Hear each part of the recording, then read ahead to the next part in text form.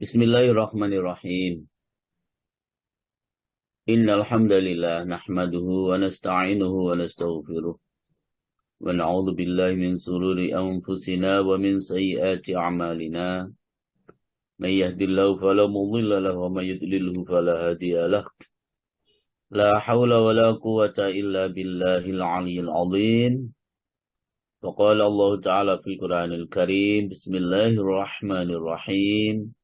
ومن الناس من يشري نفسه ابتغاء مرضات الله والله رؤوف بالعباد صدق الله العظيم أما بعد.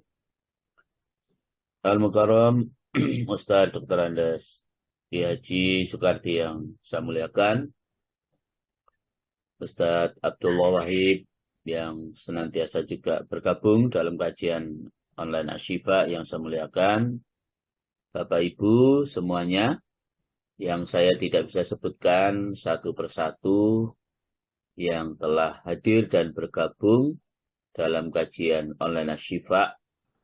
Ada Ibu Wiwi Sunarwi, ada Ibu Sri Herlina, ada Pak Samidi, ada Pak Qodar, ada Pak Anis, ada Bu Nani, dan yang lain, semuanya saja yang saya sekali lagi tidak bisa sebutkan satu persatu yang saya muliakan. Dan seluruh pengurus kajian online Asyifa yang saya muliakan, untuk Bunda Novidah, semoga segera sehat dan tetap semangat untuk mendakwahkan agama Allah Subhanahu wa Ta'ala melalui berbagai lembaga kajian yang beliau pimpin. Ada Al-Ikhlas, ada Asyifa, dan yang lainnya.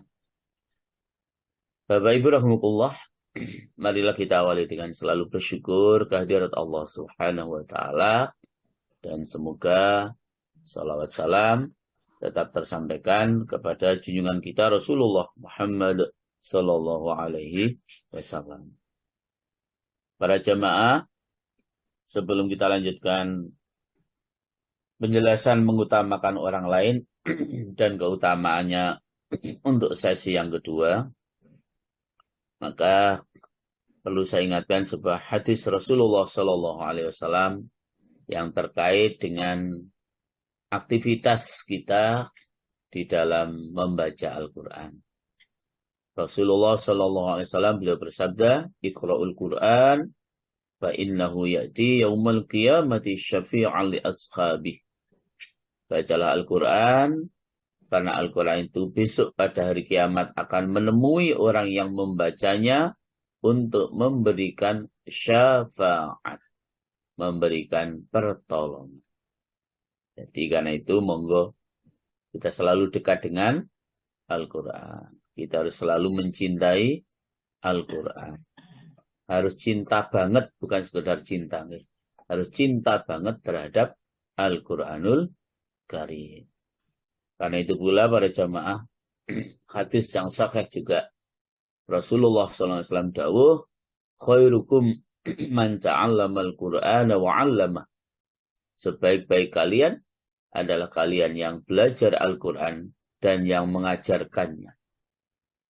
Jadi kenapa orang yang belajar Al-Quran dan yang mengajarkannya itu manusia terbaik?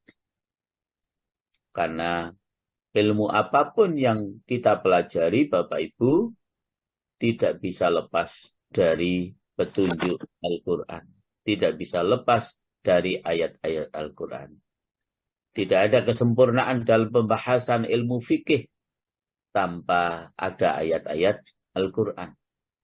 Tidak ada kesempurnaan dalam membahas ilmu tentang tasawuf misalnya, tanpa kita mengkaji ayat-ayat Al-Quran.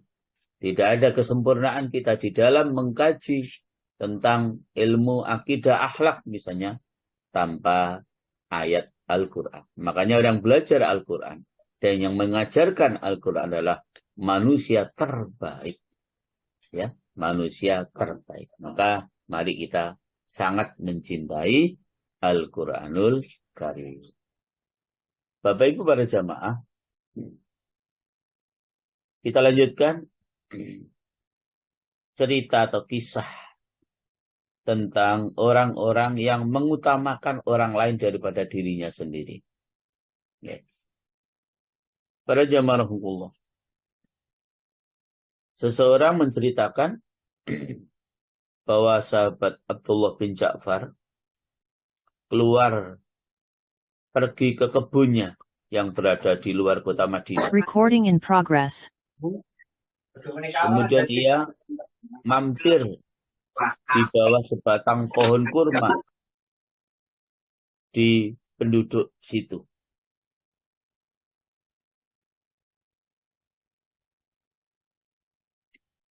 Maka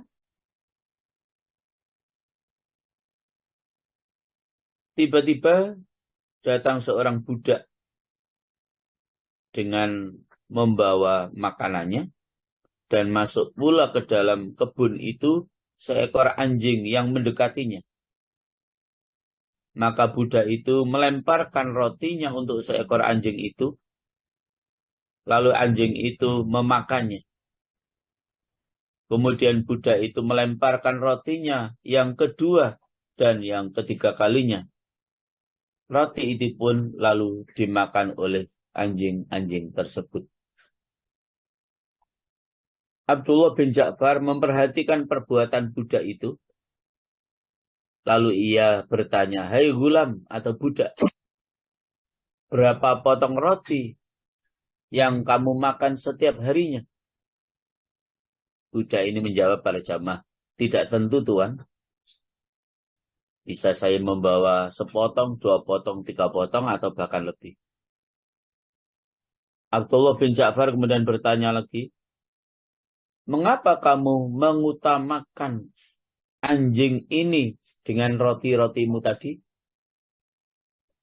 Budak itu menjawab, "Sebetulnya di tempat ini tidak ada anjingnya. Anjing ini datang dari tempat yang jauh dan datang ke sini dalam keadaan lapar." Maka kata budak ini,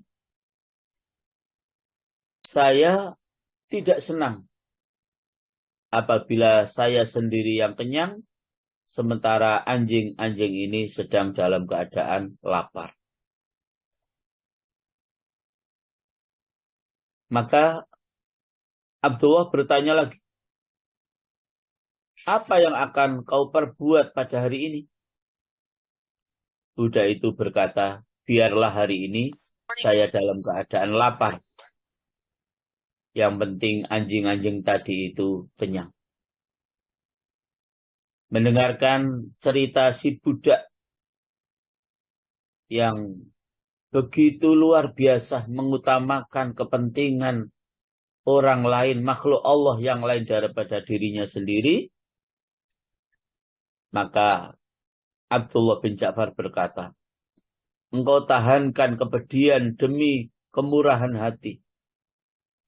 Sesungguhnya budak ini," kata Abdullah bin Ja'far, "lebih pemurah dibandingkan diri saya sendiri."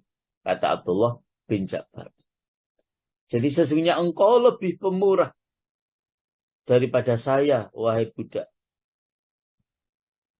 Maka Abdullah bin Ja'far langsung para jamaah saat itu membeli kebun tersebut. Dibeli juga budak-budak dan perabot-perabot yang ada di dalamnya. Lalu budak-budak tersebut dimerdekakannya. Dan bahkan kebun yang baru dibeli Abdullah bin Ja'far tadi itu para jamaah langsung disedekahkan kepada budak tadi. Allahu Akbar.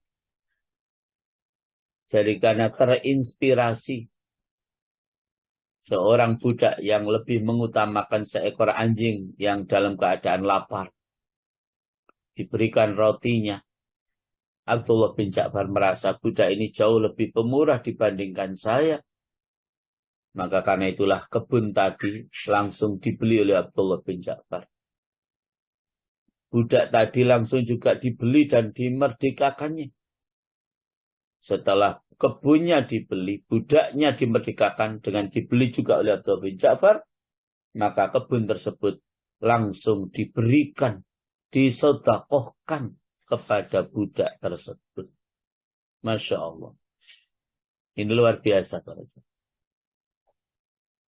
Jadi pemurah hati kita bukan hanya untuk sesama manusia para jamaah, tetapi pemurah hati kita harus kita tunjukkan dan kita sampaikan kemurahan hati kita ini kepada semua makhluk Allah. Saya pernah melihat seorang pemuda yang membawa sekantong makanan, dan ternyata saya melihatnya para jamaah. Beberapa kali dia naik motor itu berhenti ketika melihat kucing. Begitu melihat kucing langsung dibuka kantongnya, disiapkan makanan di dekat kucing itu. Dan itu berkali-kali saya lihat. Masya Allah. Ini luar biasa juga. Seorang pemuda. Sehingga para jamaah, saat saya umroh September tahun 2022 yang lalu, pas di Madinah itu banyak kucing, saya melihatnya kok kurus-kurus banget gitu. Kasihan saya, dia hanya mengendus-endus tanah-tanah yang sengaja ditaruh di situ untuk tanaman-tanaman yang baru ada di situ, dan sama sekali tidak ada makanan atau sisa makanan yang bisa dimakan oleh kucing-kucing itu. Saya menjadi kasihan, ini kucing mesti kurang makan, ini kok kurus-kurus banget. Ya. Sehingga kemudian akhirnya saya punya niat, kapan-kapan nanti kalau saya umroh, saya bawa makanan kucing itu. Nanti kalau ketemu langsung saya berikan makanan kucing itu biar dia merasa kenyang dan tidak lagi merasa lapar. Bapak Ibu rahmatullah. Jadi memang tertib mushaf, bukan tertib nuzul, ya. Tertib mushaf. Memang surat yang pertama adalah surat Al-Fatihah. Dan di dalam surat Al-Fatihah itu Allah langsung menunjukkan sifat Rahman Rahimnya, belas kasihnya kepada semua makhluk Allah. Wabil khusus juga Rahman Rahim untuk makhluknya yang paling mulia yang namanya manusia ini. Tidak ada para jamaah satu makhluk pun yang tidak mendapatkan Rahmannya Allah, Rahimnya Allah ketika di akhirat, khususnya untuk orang-orang yang beriman dan beramal soleh. Bapak Ibu para jamaah, itu iktibar pertama, pelajaran pertama tentang mengutamakan kepentingan orang lain dibandingkan dirinya sendiri. Berikutnya para jamaah, sahabat Umar radhiyallahu an berkata bahwa sahabat Rasulullah SAW menghadiahkan kepala kambing kepada seorang laki-laki. Lalu lelaki itu berkata, sesungguhnya temanku lebih memerlukan pada kepala kambing itu daripada. Maka dikirimkannya kepala kambing itu kepada temannya. Dan senantiasa seorang yang dikirim itu mengirimkannya lagi kepada temannya yang lain. Sehingga berkeliling sampai 7 tempat dan kepala kambing itu kembali lagi ke tempat yang pertama. Jadi sahabat Rasulullah menghadiahkan kepala kambing kepada seseorang karena dianggap seseorang itu memang butuh, tapi ternyata orang tadi merasa enggak, ada teman saya yang lebih butuh. Orang yang kedua, enggak, berikan teman saya yang lebih membutuhkan. Orang yang ketiga demikian pula, sampai orang yang keenam demikian pula. Akhirnya kepala kambing itu kembali kepada orang yang pertama tadi. Lebih mengutamakan orang lain. Lebih mengutamakan orang lain. Lebih mengutamakan orang. Sahabat Ali radhiyallahu an bermalam pada suatu malam pada tempat tidur Rasulullah Shallallahu Alaihi Wasallam. Maka Allah Subhanahu wa taala menurunkan wahyu kepada malaikat Jibril alaihissalam dan Mikail alaihissalam. Kata Allah, sesungguhnya aku mempersaudarakan di antara kamu berdua, antara malaikat Jibril dan malaikat Mikail. Dan aku ciptakan umur salah seorang dari kamu berdua lebih panjang daripada yang lainnya. Maka siapa di antara kamu berdua yang lebih mengutamakan temanmu untuk tetap hidup, maka keduanya memilih hidup dan mencintai hidup. Kemudian Allah Subhanahu wa taala menurunkan wahyu kepada kedua malaikat itu. Bukankah kamu berdua seperti Ali bin Abi Thalib, di mana aku persaudarakan antara ia dengan nabiku Muhammad sallallahu alaihi wasallam. Ia tidur pada tempat tidur Muhammad sallallahu alaihi wasallam. Ia tebus nyawa Muhammad dengan dirinya. Ia mengutamakan Muhammad untuk tetap hidup, selamat dari pembunuhan orang-orang kafir. Maka turunlah kalian berdua ke bumi. Jagalah ia dari musuh-musuhnya. Maka Jibril turun dan menjaganya pada arah kepala Ali bin Abi Thalib. Dan Mikail juga turun menjaga pada arah kakinya. Jibril alaihissalam berkata, bahkin, baik. Orang yang seperti kamu, hai anak Abu Thalib, Allah Subhanahu wa taala membanggakanmu kepada para malaikat. Masya Allah. Ini sungguh ibrah yang luar biasa. Bagaimana Sayyidina Ali harus siap tidur di tempat tidur Rasulullah Sallallahu Alaihi Wasallam di saat Rasulullah sudah dalam keadaan terancam nyawanya. Tetapi justru Sayyidina Ali lah para jamaah yang tidur di tempat tidur Rasulullah. Dan kemudian Rasulullah berangkat ditemani sahabat Abu Bakar untuk hijrah menuju ke kota Madinah. Maka kita tidak bisa bayangkan kehebatan Khalifah Ali yang siap menebus nyawa, siap mengorbankan nyawanya demi keselamatan orang lain, yaitu Nabi Muhammad SAW. Maka karena itulah, karena keikhlasan Khalifah Ali itulah, Allah mengirim dua malaikat untuk menjaga keselamatan Ali bin Abi Thalib. Karena itulah kemudian malaikat itu mengatakan, bakin, baik. Orang yang seperti kamu, hai anak Abu Thalib, itu adalah orang yang luar biasa. Makanya kemudian Allah Subhanahu wa taala membanggakanmu di hadapan para malaikat.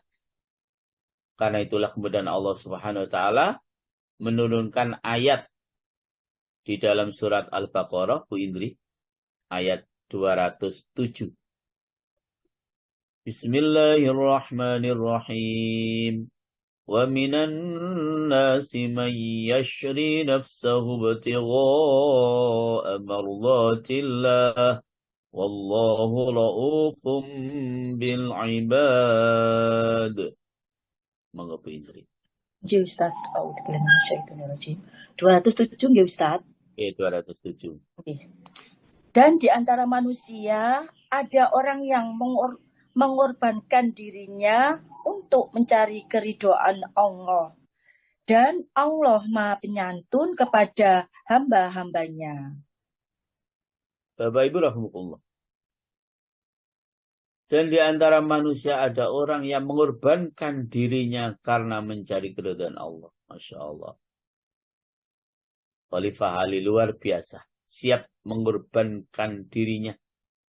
Ya, untuk semata-mata mencari ridha Allah.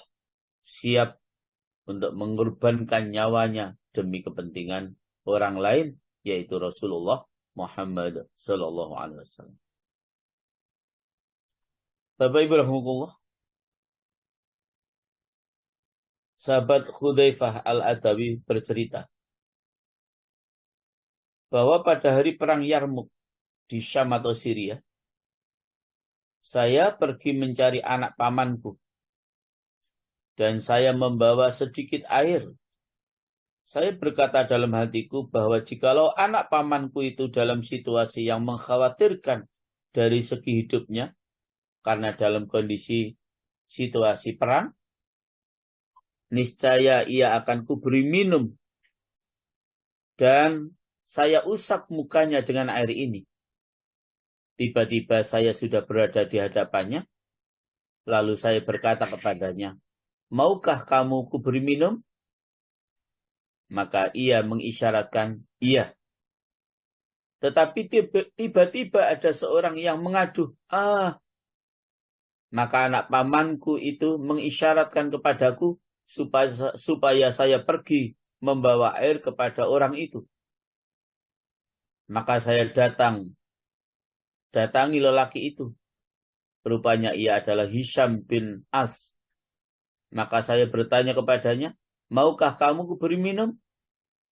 Kemudian terdengar pula orang lain yang merintih, Hisham lalu mengisyaratkan supaya saya pergi ke tempat orang itu.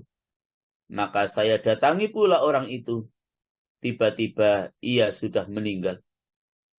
Lalu saya kembali kepada Hisham. Tiba-tiba ia sudah meninggal. Kemudian saya kembali kepada anak pamanku, kata Hudzaifah. Tiba-tiba ia juga sudah meninggal. Semoga rahmat Allah Subhanahu wa ta'ala selalu diberikan kepada mereka semua. Masya Allah. Sampai dalam situasi perang, yang dalam kondisi haus, yang luar biasa, tetapi tetap saja orang tadi, anak paman daripada sahabat Hudzaifah tadi itu, begitu mendengar temannya yang lain merintih karena kehausan, air tadi disuruh memberikan kepada temannya tadi. Tetapi sebelum diterima oleh temannya tadi mendengar orang lain juga merintih karena kehausan, dia tidak mau menerima, berikan kepada teman tadi itu. Dan ternyata orang yang ketika yang didatangi oleh Hudzaifah tadi sudah meninggal dunia. Akhirnya kembali kepada orang yang kedua tadi. Orang yang kedua juga ternyata sudah meninggal dunia. Kembali kepada anak paman daripada Hudzaifah, ternyata dia juga sudah meninggal dunia. Masya Allah.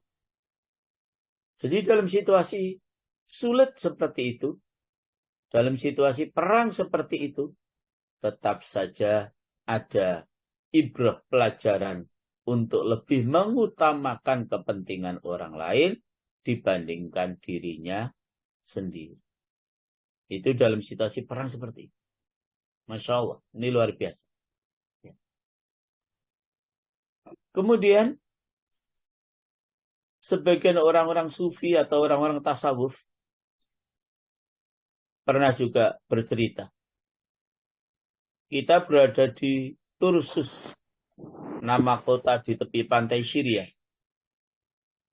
Kami berkumpul pada satu rombongan. Kita keluar melewati pintu Al-Jihad dan kita diiringi pula oleh seekor anjing kampung. Maka ketika kita telah sampai pada luar pintu, tiba-tiba kita melihat seekor bangkai hewan. Kemudian kita naik ke tempat yang tinggi dan duduk-duduk di tempat itu. Dan ketika anjing itu melihat bangkai tersebut, lalu ia kembali ke kampung.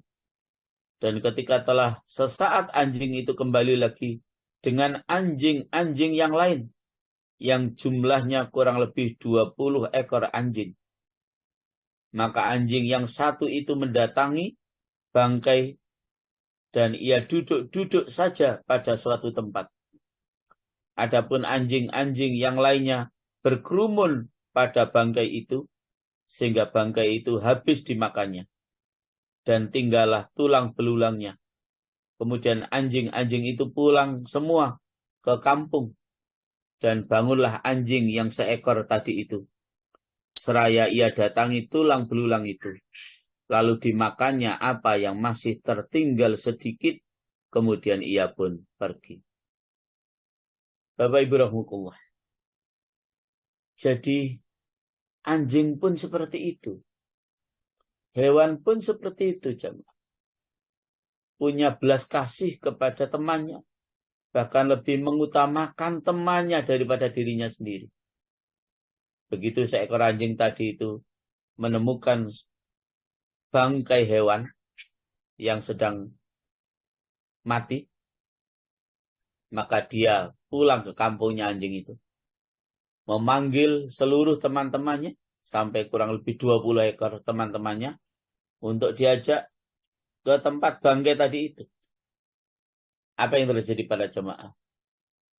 Anjing yang mengajak tadi itu tidak ikut makan. Justru yang diajak 20 anjing tadi itu yang menghabiskan seluruh bangkai itu. Dan dia tetap duduk saja di tempat yang lain.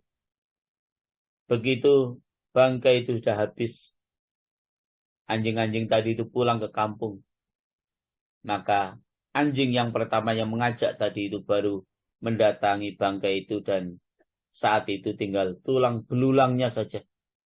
Maka anjing tadi itu memakan seadanya, mungkin sekedar sedapatnya saja, dan setelah sudah dapat, anjing itu juga pulang ke kampung.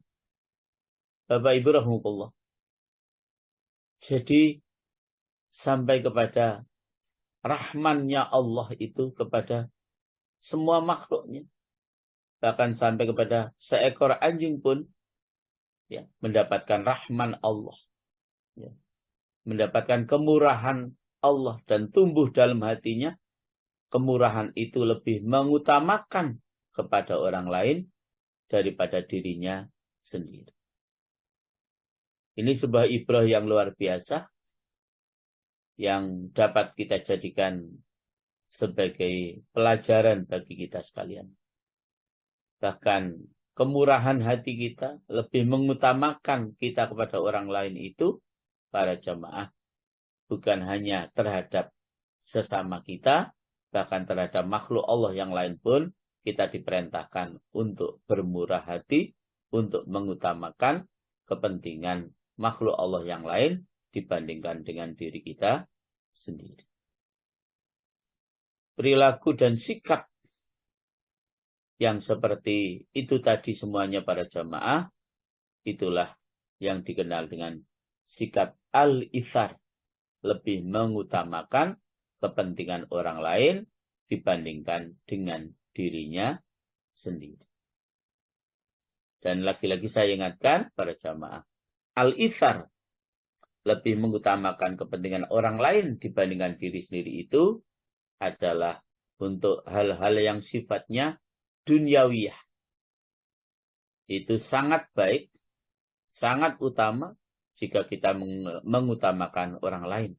Tetapi untuk hal-hal yang sifatnya ukhrawiyah, justru kitalah yang harus mengutamakan diri kita sendiri.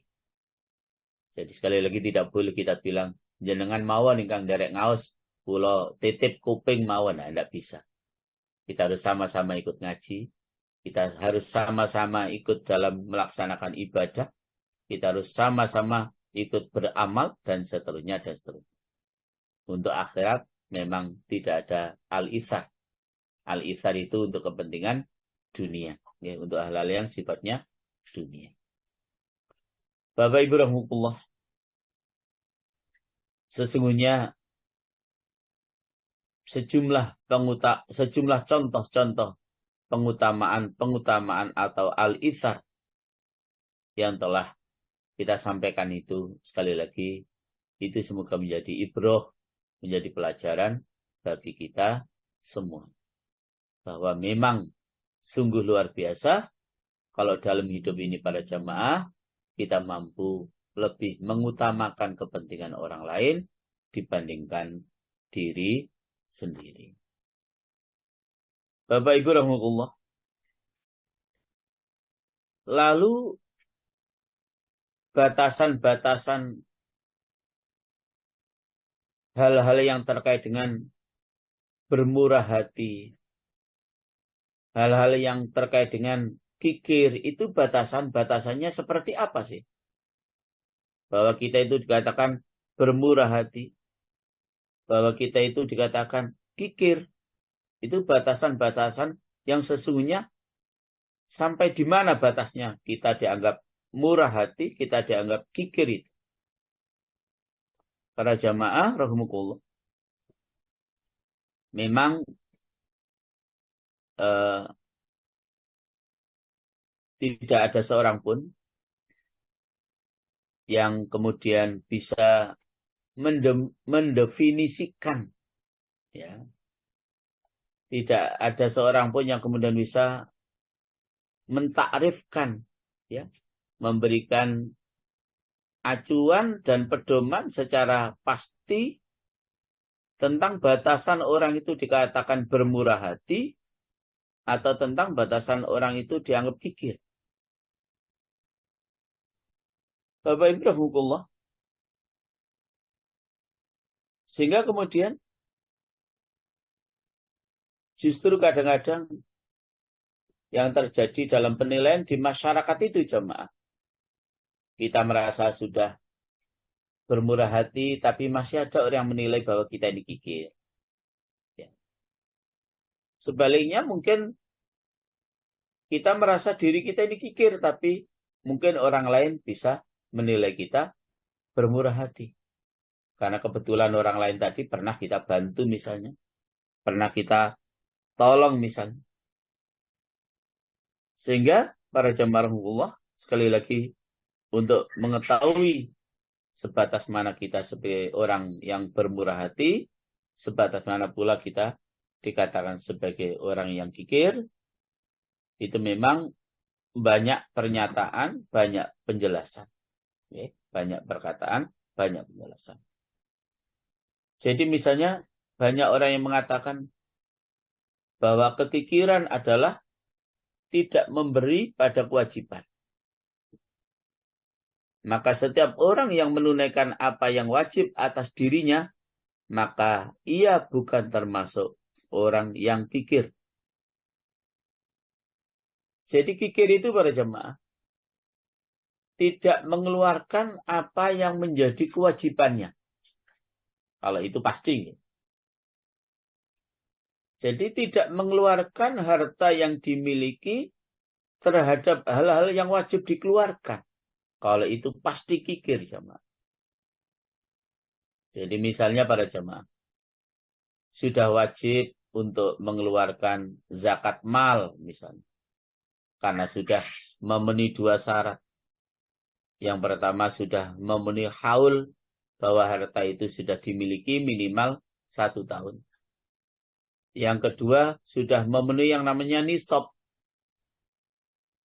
Batas minimal harta yang kita miliki itu mulai wajib dikeluarkan zakatnya. Itu nisab, batas minimal kepemilikan harta yang mulai wajib dikeluarkan zakatnya. Sudah memenuhi syarat haul, sudah memenuhi syarat nisab, tapi kok tidak dikeluarkan zakatnya. Itu betul-betul adalah orang yang sangat kikir. Kenapa? Karena hal tersebut memang harusnya wajib kita keluarkan. Karena memang sekali lagi itu kewajiban kita untuk kita keluarkan. Nah, Bapak Ibu para jamaah rahimakumullah,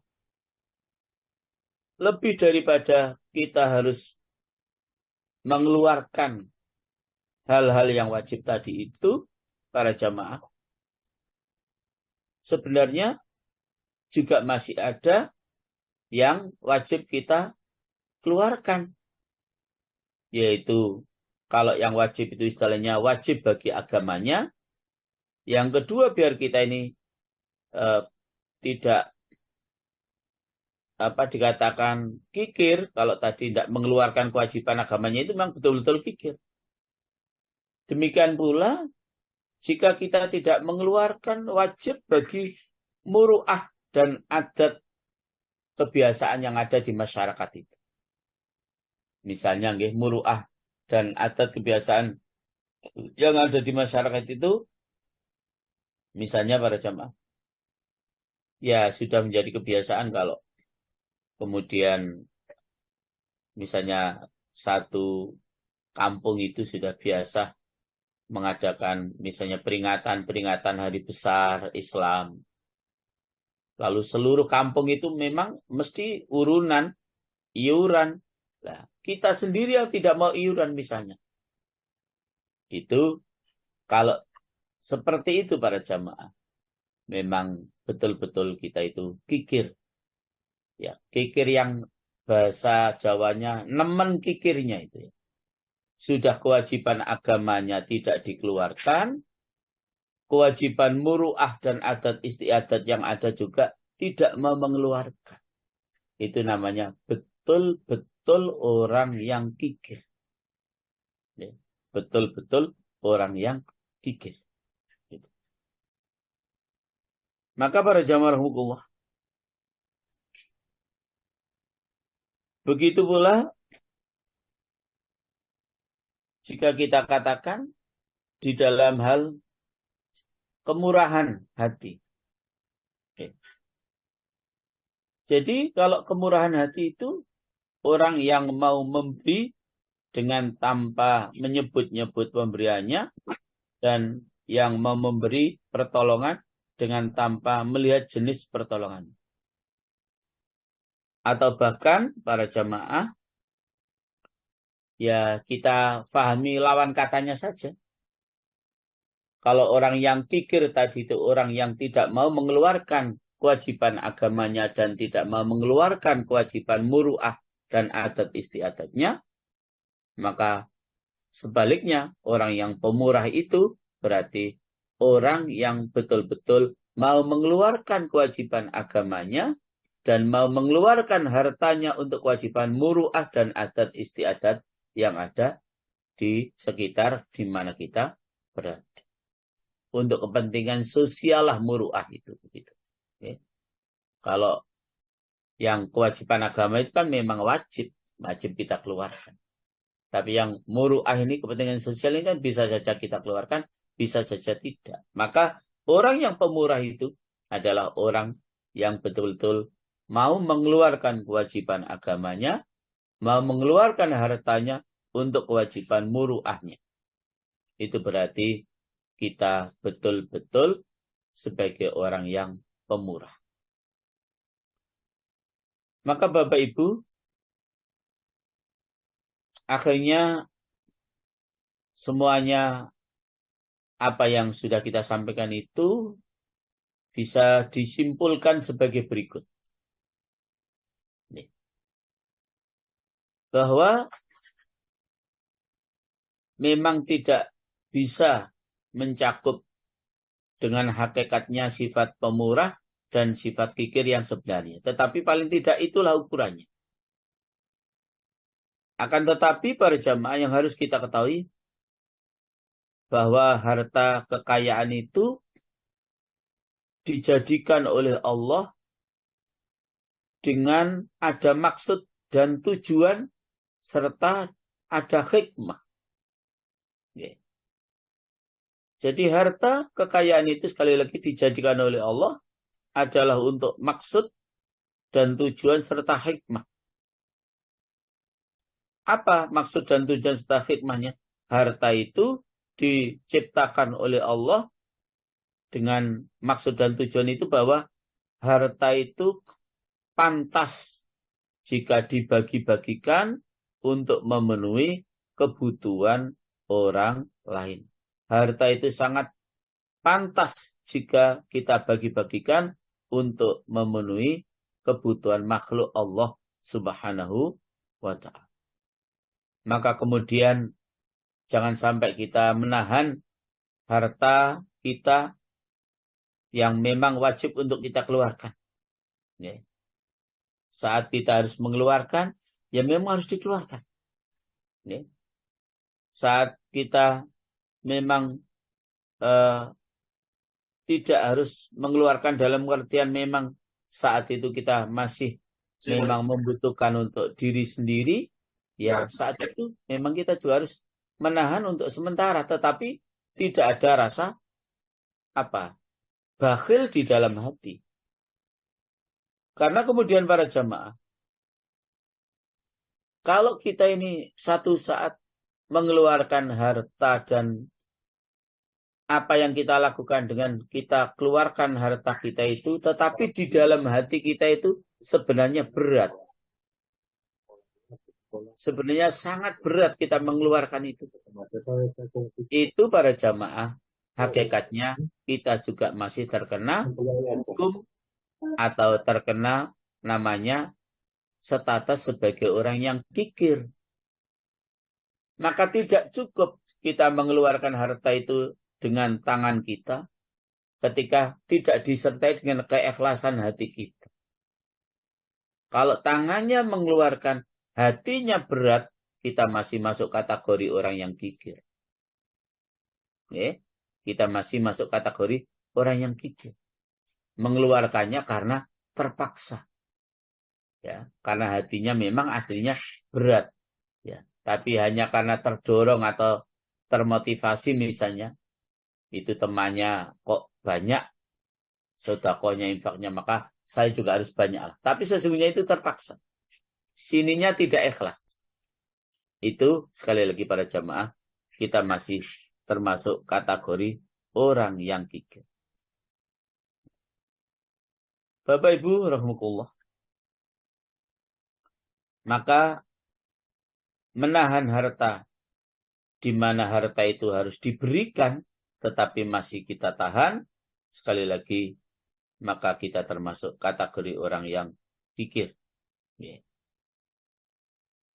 Kemudian, memberikan harta, di mana seharusnya harta itu harus ditahan, maka namanya itu sebuah pemborosan. Jadi, kita tidak boleh tabdzir. Ya, melakukan pemborosan juga dilarang. Jadi menahan harta yang sesungguhnya tidak harus dikeluarkan, ya, tetapi kita paksa untuk dikeluarkan, itu namanya tabdzir atau pemborosan. Misalnya ini, kalau memang kita makan itu cukuplah dengan satu piring dan satu dua lauk saja, tapi ternyata kita menyiapkan untuk makan kita sendiri itu satu bakul nasinya, kemudian lauk pauknya disiapkan dengan sampai 10 jenis, semuanya dibeli, itu namanya tabdzir. Itu juga tidak dibenarkan di dalam syariat Islam. Sebagaimana kemarin sudah saya sampaikan, orang yang kikir itu mestinya untuk memenuhi kebutuhannya harus, misalnya contoh makanan, memenuhi kebutuhan gizi, protein, vitamin, tetapi karena saking kikirnya, sampai kebutuhan untuk diri sendiri saja tidak dipenuhi. Itu betul-betul juga orang yang sangat kikir. Sehingga guyonannya para jamaah, orang yang kikir itu ketika masuk restoran, mesti keluar lagi. Kenapa? Tidak cocok daftar harganya. Bukan tidak cocok menunya. Ya. Tidak cocok daftar harganya. Masya Allah. Cah kangkung saja kok 20.000. Ngapain kita beli aja di pasar itu 5.000 sudah dapat sak bongkok. Bahasa Jawanya. Kok di sini cah kangkung satu piring kecil aja kok 20.000. Sampai seperti itu. Jadi keluar dari restoran bukan karena tidak cocok menunya, tapi karena tidak cocok harga dari menu-menu yang disajikan, yang disiapkan tersebut. Nah, Bapak Ibu, karena itu kemudian bagaimana sikap yang paling baik? Memang sikap yang paling baik adalah sikap yang wasatiyah. Sikap yang pertengahan. Tidak boleh kita terlalu kikir, tetapi kita tidak boleh terlalu boros atau tabdir. Jadi terlalu kikir tidak boleh, terlalu boros tidak boleh. Dan hal itu, para jamaah, kita diberikan petunjuk oleh Allah Subhanahu wa Ta'ala di dalam surat Al-Isra, surat yang ke-17, Bu Indri, ayat yang ke-29. Di dalam ayat itu Allah Subhanahu wa Ta'ala berfirman, ولا تجعل يدك مغلولة إلى عنقك ولا تبسطها كل البسط. Ila akhir ayat. Monggo Bu Indri. Ayat 29. Al-Isra 29. Ya Ustaz. Dan janganlah engkau jadikan tanganmu terbelenggu pada lehermu, dan jangan pula engkau terlalu mengulurkannya sangat pemurah. Nanti kamu menjadi tercela dan menyesal. Baik.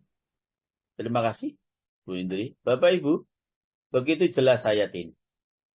Dan janganlah kamu jadikan tanganmu terbelenggu pada lehermu. Artinya sangat pikir. Ya. Sangat pikir. Kemudian, dan janganlah kamu terlalu mengulurkannya. Jangan terlalu pemurah.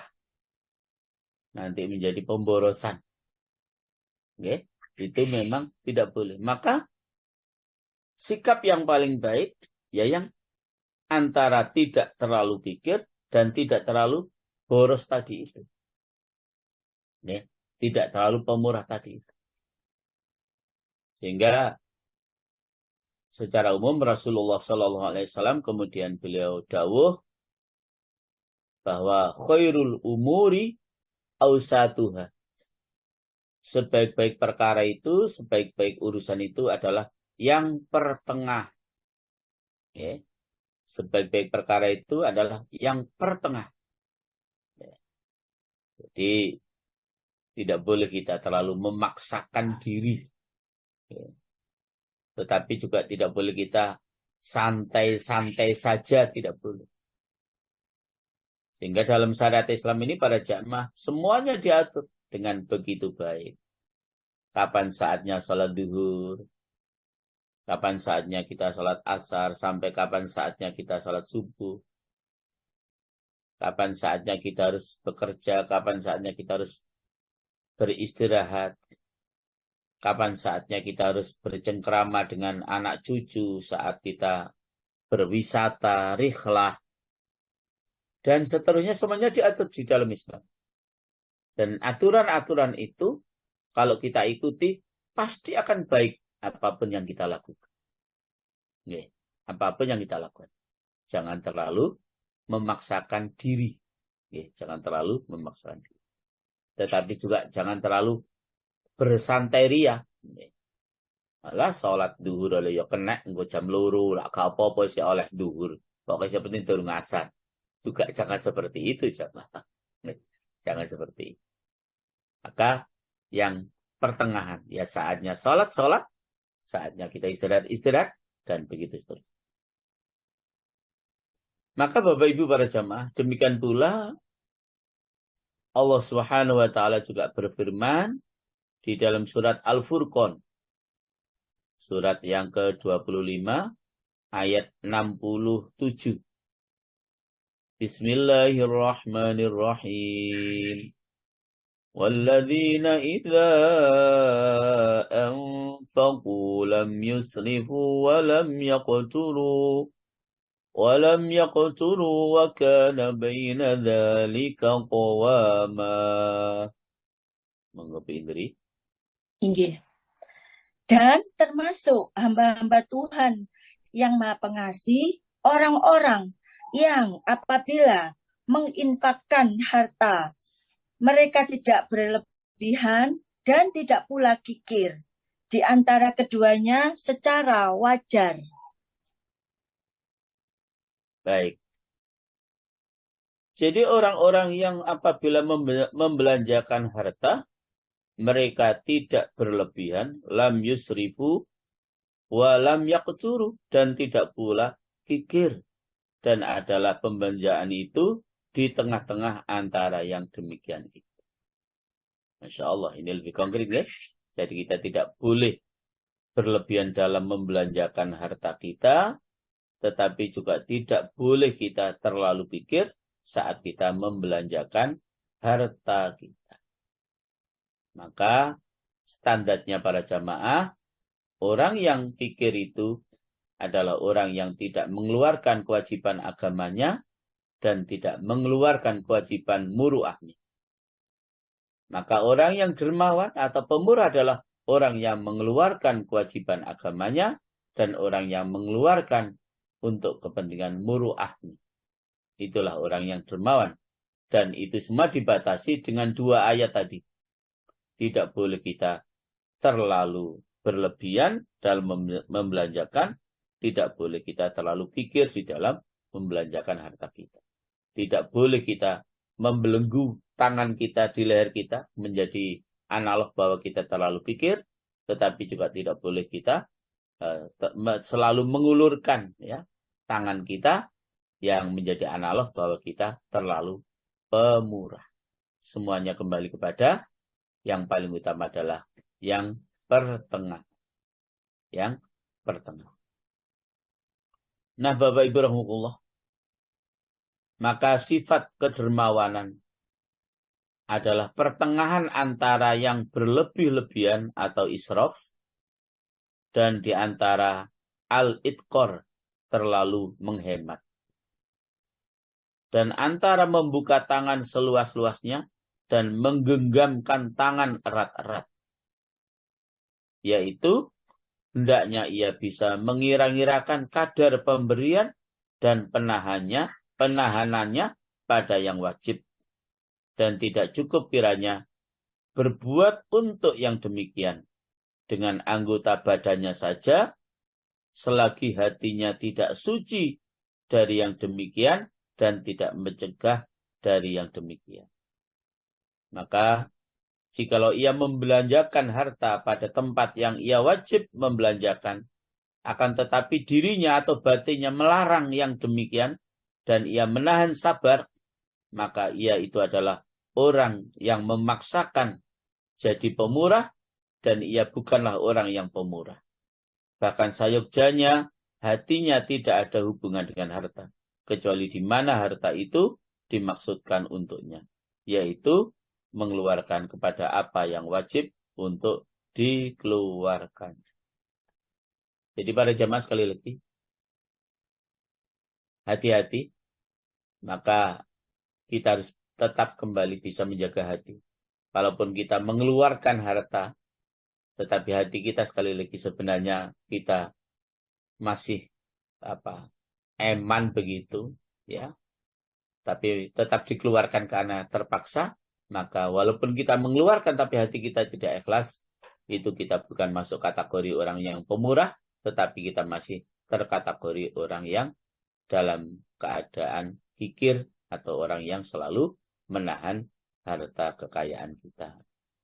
Bapak Ibu rahimakumullah, memang pemberian yang biasa, ya, itu memang pemurah. Pemberian yang luar biasa dengan lebih mengutamakan kepentingan orang lain, itu memang al-ithar. Ya, minimal yang harus kita lakukan adalah melakukan atau memberikan sesuatu untuk orang lain, walaupun kemudian tidak sampai kepada al-ithar, ya.